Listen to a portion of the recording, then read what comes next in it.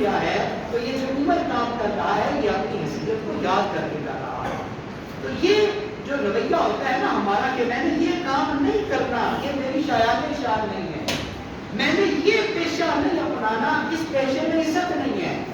لوگ اس پیشے کو بڑا چھوٹا پیشہ سمجھتے ہیں، اس پیشے کو بڑا کم تر، بڑا حقیر پیشہ سمجھتے ہیں. میں نے یہ کام نہیں کرنا.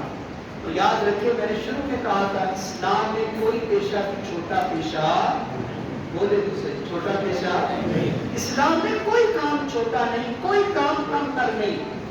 من کی بوری اٹھانے سے لے کر سر کے اوپر گالا اور اینٹیں اٹھانے تک سے لے کر کوئی کام چھوٹا نہیں، کوئی پیشہ چھوٹا نہیں. ہاں ایک ہی کام غلط ہے جو میں نے شروع میں بیان کیا، وہ ہے بھیک مانگنا. بھیک مانگنے کے علاوہ ہر جائز پیشہ، ہر حلال پیشہ وہ بڑا پیشہ ہے. صرف انسان کی نیت اور انسان کی سوچ چھوٹی ہوتی ہے، ورنہ دنیا میں کوئی پیشہ چھوٹا پیشہ نہیں ہوتا.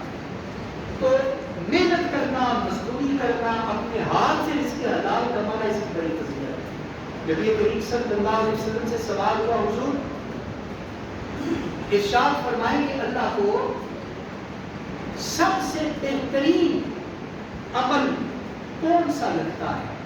رب کے نزدیک سب سے بہترین عمل کون سا ہے؟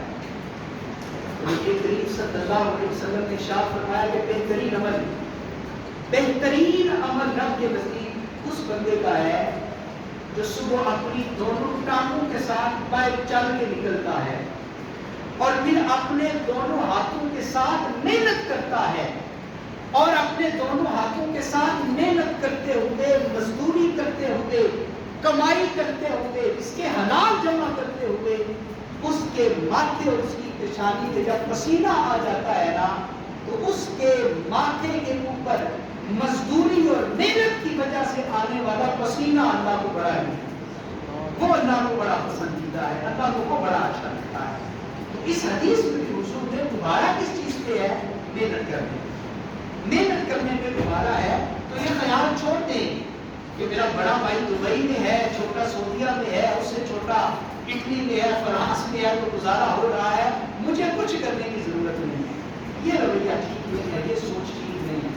آپ جوان ہو گئے، اللہ نے تعلیم دی ہے تو اس کو استعمال لینا ہے. تعلیم نہیں دی تو اللہ نے ہنر دیا ہے، نہیں دیا تو سیکھ